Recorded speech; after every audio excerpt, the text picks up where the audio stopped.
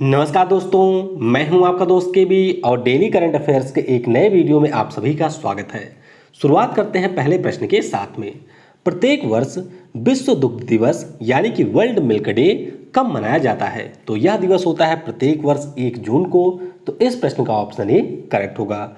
मुख्य रूप से यह जो दिवस है यूनाइटेड नेशन की जो बॉडी है FAO यानी कि फूड एंड एग्रीकल्चरल ऑर्गेनाइजेशन, उसी के द्वारा मनाया जाता है। विश्व दुग्ध दिवस के अवसर पर 29 मई से 1 जून तक इंजॉय डेली रैली का भी आयोजन किया गया।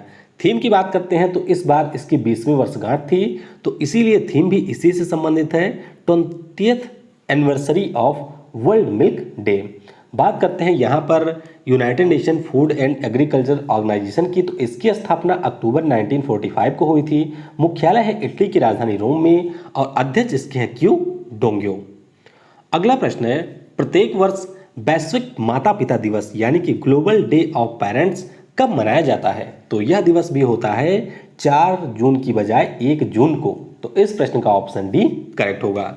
तो जो बच्चे होते हैं उनके पोषण में, उनकी सुरक्षा में माता पिता के द्वारा जो निस्वार्थ भाव से सेवा की जाती है, उसी के प्रति माता पिता को सम्मान देने के लिए यह दिवस प्रत्येक वर्ष 1 जून को मनाया जाता है। संयुक्त राष्ट्र महासभा के द्वारा 2015 में इस दिवस की घोषणा की गई थी। तो याद रखिएगा, वैश्विक माता पिता दिवस या ग्लोबल डे ऑफ पेरेंट्स 1 जून को मनाया जाता है।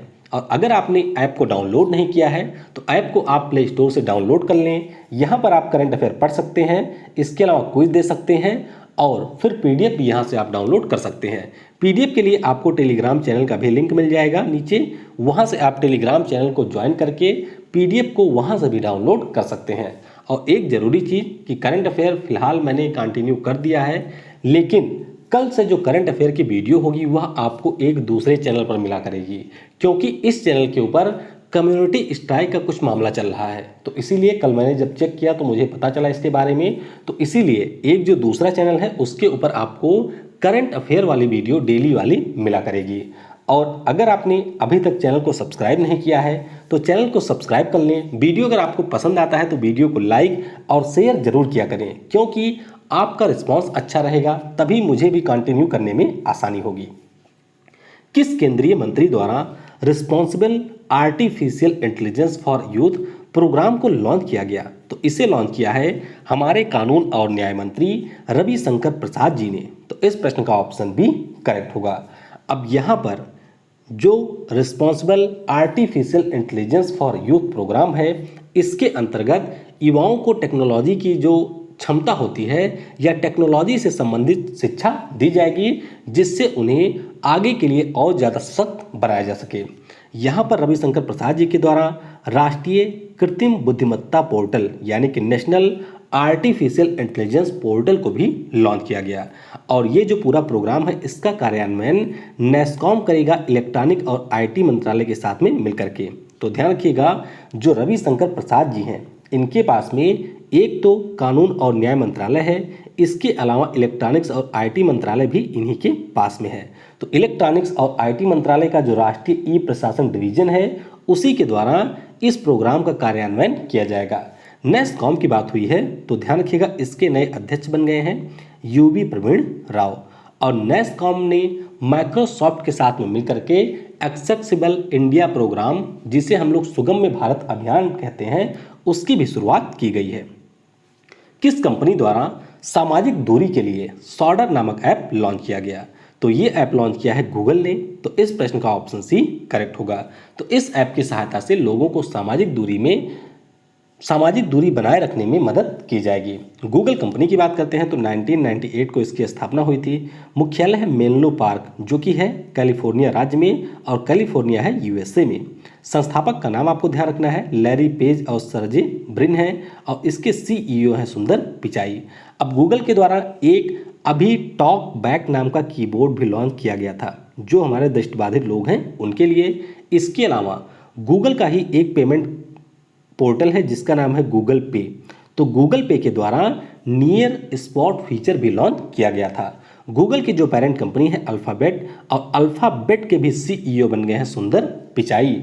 और गूगल के द्वारा ही महिलाओं को शिक्षित करने के लिए डिगी पाइवोट नाम के अभियान की भी शुरुआत की गई है। माई लाइफ माई योगा, इस प्रतियोगिता का शुभारंभ किसने किया? तो इसका शुभारंभ किया है पीएम नरेंद्र मोदी ने। तो इस प्रश्न का ऑप्शन ए करेक्ट होगा। तो पीएम के द्वारा वीडियो ब्लॉगिंग प्रतियोगिता माई लाइफ माई योगा, जिसे हम लोग जीवन योगा के नाम से जानते हैं, इसकी शुरुआत की गई है। अब ये जो पूरा कंपटीशन है, इसका संचालन आयुष मंत्रालय के द्वारा भारतीय सांस्कृतिक संबंध परिषद के साथ में मिलकर के किया जाएगा। अब इस वर्ष हमारा छठा अंतर्राष्ट्रीय योग दिवस मनाया जाएगा 21 जून को, जिसका जो मेन इवेंट है वह आयोजित किया जाएगा लेह में। तो यहाँ पर जो भी इसमें भाग लेना चाहते हैं, यानी कि इस प्रतियोगिता में, उनको छोटी सी वीडियो बना करके अपलोड करनी है योगा के ऊपर, और फिर उन्हें उनके वीडियो के अनुसार पुरस्कृत किया जाएगा my life my yoga competition के अंतर्गत। तो ये आपको ध्यान रखना है। भारतीय खाद्य सुरक्षा व मानक प्राधिकरण, बात हो रही है food safety and standard authority of India की। तो इसके नए मुख्य कार्यकारी अधिकारी यानी कि चीफ एग्जीक्यूटिव ऑफिसर के रूप में किसे नियुक्त किया गया है? तो यहाँ पर नियुक्त किया गया है अरुण सिंघल जी को। तो इस प्रश्न का ऑप्शन सी करेक्ट होगा। इसके अलावा ये दो नाम भी आपको ध्यान रखने हैं। सीबीएसई के अध्यक्ष बन गए हैं मनोज आहूजा जी और बी विद्यावती जी। ये हमारे आर्कियोलॉजिकल सर्वे ऑफ इंडिया यानी कि भारतीय पुरातत्व सर्वेक्षण की नई महानिदेशक बनी है। यहाँ पर FSSAI की बात करते हैं तो इसकी स्थापना अगस्त 2011 में हुई थी। मुख्यालय है नई दिल्ली में और अध्यक्ष इसकी है रीता तेवतिया। और बात करते हैं अरुण सिंघल की नियुक्ति की, तो जाहिर सी बात है जो भी हमारे इस प्रकार के संस्थान होते हैं उनमें केंद्रीय मंत्रिमंडल के द्वारा नियुक्ति की जाती है और ये स्थान लेंगे GSG एंगर का। किस राज्य की सरकार ने दिसंबर 2020 से मुफ्त इंटरनेट परियोजना जिसका नाम है KFON यानी कि के फोन को शुरू करने की घोषणा की? तो ये घोषणा की है केरल राज्य की सरकार ने। तो इस प्रश्न का ऑप्शन डी करेक्ट होगा। के फोन का मतलब क्या है? तो इसका पूरा मतलब है केरल ऑप्टिकल फाइबर नेटवर्क। तो यह एक 1500 करोड़ रुपए की परियोजना है। अब ये होता क्या है? देखिए, आपने भी देखा होगा कि कई बार जो हमारे नेटवर्क होते हैं या ब्रॉडबैंड कनेक्टिविटी होती है, उसके लिए जो हमारे सड़क होते हैं उनके पास में ज़मीन के अंदर केबल बिछाई जाती है और इसी केबल को हम लोग कहते हैं ऑप्टिकल फाइबर नेटवर्क, और इसी के माध्यम से हाई स्पीड इंटरनेट लोगों को प्रोवाइड किया जाता है। तो केरल राज्य भारत का पहला ऐसा राज्य है जिसने इंटरनेट को नागरिकों के मौलिक अधिकार के रूप में घोषित किया है। तो ये जो स्कीम है यानी कि मुफ्त इंटरनेट परियोजना है, इसका क्रियान्वयन केरल राज्य के IT इंफ्रास्ट्रक्चर लिमिटेड और केरल राज्य विद्युत बोर्ड के द्वारा किया जाएगा। केरल की बात हुई है तो ध्यान रखिएगा, अभी मिशन ग्रैंड केयर नाम की स्कीम भी शुरू की गई है और तिरंगा नाम की पहल भी इनके द्वारा शुरू की गई है। राजधानी तिरुवनंतपुरम में है। यहाँ के CM हैं पिनरई विजयन और यहाँ के राज्यपाल हैं आरिफ मोहम्मद खान। किस ग्रह के पास एक सक्रिय क्षुद्रग्रह 2019 LD2 की खोज की गई? तो यह जो सक्रिय क्षुद्रग्रह है इसकी खोज की गई है बृहस्पति यानी कि जुपिटर के पास में। तो इस प्रश्न का ऑप्शन भी करेक्ट होगा। अब इस क्षुद्रग्रह को सक्रिय क्षुद्रग्रह इसलिए कहा गया है क्योंकि यह जो क्षुद्रग्रह है उसकी एक कक्षा है, जैसे कि क्षुद्रग्रह की होती है, और इसमें धूमकेतु के समान एक पूंछ भी है, यानी कि जो हमारे कॉमेट्स होते हैं उनके समान इसमें पूंछ भी है। तो इसीलिए इसे एक सक्रिय क्षुद्रग्रह की संज्ञा दी गई है और ये मिला है बृहस्पति के पास में ट्रोजन में। कहाँ पर? बृहस्पति का जो ट्रोजन है वहाँ के पास जो क्षुद्रग्रह का पूरा विशालतम रूप है उसी के भीतर इसे खोजा गया है। और खोज किसके माध्यम से हुई है? तो asteroid terrestrial impact last alert system, जिसे हम लोग एटलस के नाम से जानते हैं, उसके द्वारा इसकी खोज की गई है। तो ये भी आपको ध्यान रखना है। बात करते हैं थोड़ा सा अपने सौरमंडल के बारे में। तो आपको पता होना चाहिए सबसे पहले हमारा सन आता है, सन के बाद में है मरकरी, फिर है वीनस, उसके बाद अर्थ, फिर मार्स, उसके बाद में आता है जुपिटर जो कि सबसे बड़ा है। जुपिटर का ही एक हमारा सन है, सन नहीं मून है, जिसका नाम है यूरोपा। तो इसी के लिए यूरोपा क्लीपर मिशन भी है, किसका? नासा का। फिर आपका सैटर्न आता है। सैटर्न का एक उपग्रह है जिसका नाम है टाइटन और इसके लिए नासा का मिशन है ड्रैगन फ्लाई। फिर आ जाता है यूरेनस, उसके बाद में है नेपच्यून। केंद्र सरकार ने छोटे व कुटीर उद्योगों के लिए मुद्रा योजना के तहत कौन से ऋण की घोषणा की है? तो मुद्रा स्कीम के बारे में हम लोगों ने पहले भी डिस्कस किया है कि इसकी 3 कैटेगरी होती है। एक होता है शिशु, दूसरा है किशोर और तीसरा है तरुण। तो यहाँ पर जो भी हमारे छोटे और कुटीर उद्योगों के लोग हैं उनको मुद्रा योजना के शिशु के अंतर्गत ऋण की घोषणा की गई है सरकार के द्वारा। तो इस प्रश्न का ऑप्शन ए करेक्ट होगा। अब यहाँ पर जो भी व्यक्ति मुद्रा योजना के अंतर्गत शिशु कैटेगरी में लोन लेगा उन सभी को 1500 करोड़ रुपए के ब्याज की सहायता दी जाएगी। अब इसका मतलब क्या है? इसका मतलब है कि जब कोई व्यक्ति लोन लेता है बैंक से तो वहां पर मूलधन के साथ साथ उसे इंटरेस्ट भी पे करना होता है। तो सरकार के द्वारा जैसे आपने अगर 100 रुपए का लोन ले लिया है और इंटरेस्ट आपको 5 रुपए देने हैं तो कुल मिलाकर के 105 देने हैं, तो सरकार क्या करेगी कि ये जो इंटरेस्ट आपको 5 रुपए देने हैं उनमें से 2 रुपए सरकार अपने पास से देगी। तो इस प्रकार से 1500 करोड़ रुपए ब्याज के रूप में खर्च करेगी। एक व्यक्ति को यहाँ पर एक वर्ष में 2% के ब्याज का लाभ मिलेगा।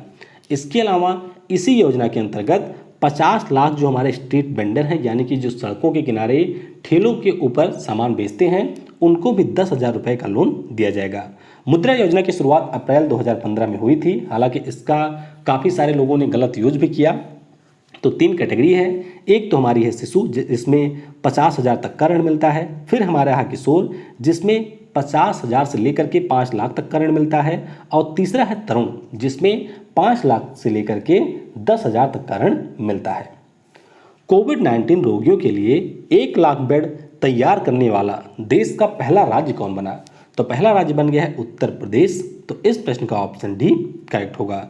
तो इससे पहले आपको याद होगा कि उत्तर प्रदेश भारत का पहला ऐसा राज्य बना था जिसने सभी जिलों में वेंटिलेटर की सुविधा भी उपलब्ध कराई थी।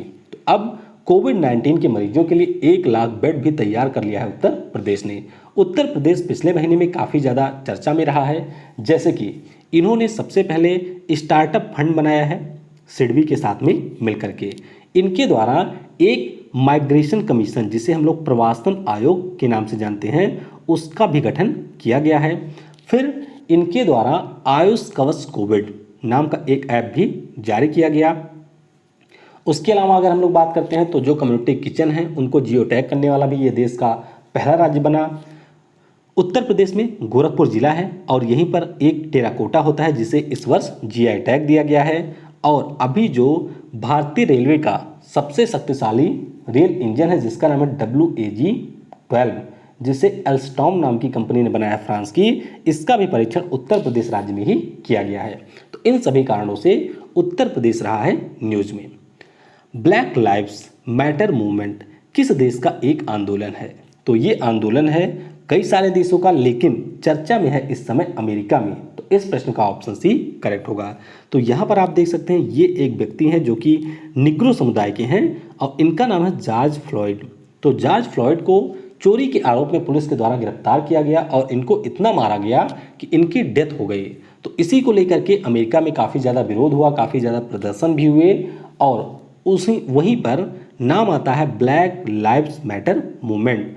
और यहाँ पर एक और टर्म आता है आई कांट ब्रीथ। तो ये भी आपको ध्यान रखना है, आई कांट ब्रीथ भी यहाँ पर ब्लैक लाइव मैटर मूवमेंट से संबंधित है। तो पहली बार एक और अश्वेत व्यक्ति की इसी प्रकार से हत्या कर दी गई थी पुलिस के द्वारा।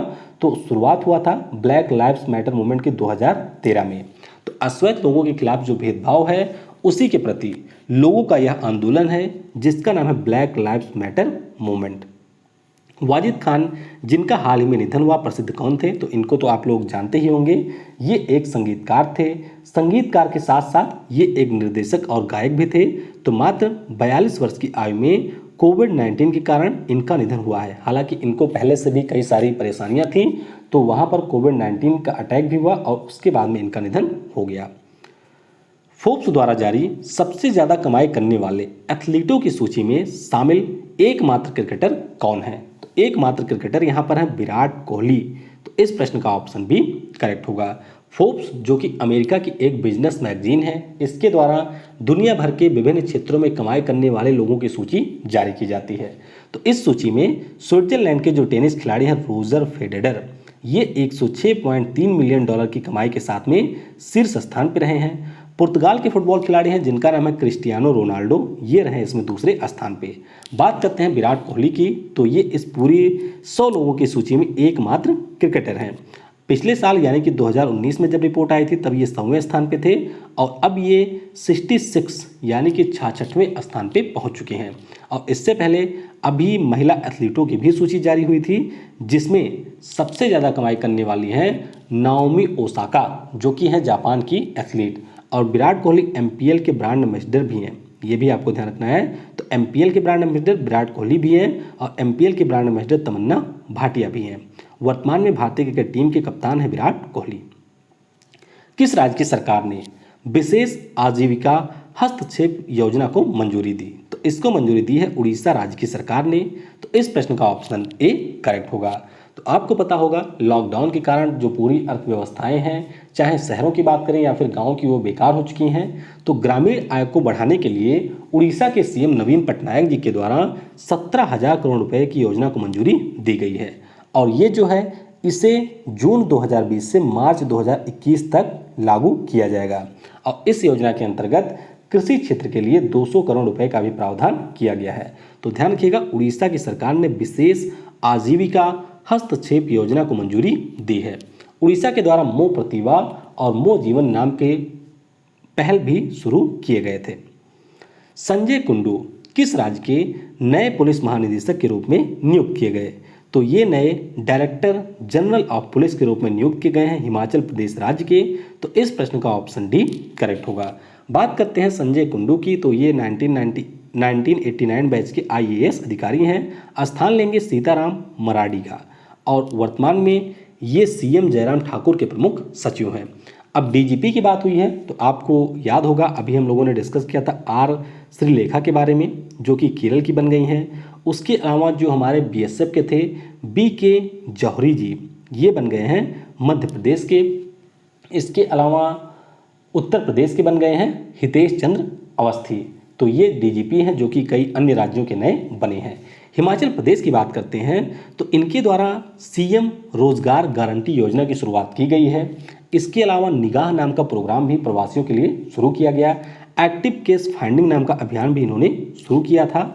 और बात करते हैं हिमाचल प्रदेश की, तो इन्होंने पुलिस स्टेशन विजिटर सर्वे और नाइट बीट चेकिंग प्रणाली को भी शुरू किया था अपने राज्य में। तो इन कारणों से भी हिमाचल प्रदेश न्यूज़ में था। तो आई होप वीडियो आपको पसंद आया होगा और नीचे आपको लिंक मिलेगी, वहां से आप दूसरे वाले चैनल को सब्सक्राइब कर लें। आपको वीडियो के टाइटल में भी लिंक मिल जाएगी, वहां से भी आप चैनल को सब्सक्राइब कर लें, क्योंकि कल से आपको जितनी भी करंट अफेयर की वीडियो होंगी वह मुख्य रूप से उसी चैनल के ऊपर मिला करेंगी। Thanks for watching. जय हिंद, जय भारत और सबसे जरूरी, पढ़ेगा भारत तो बढ़ेगा भारत।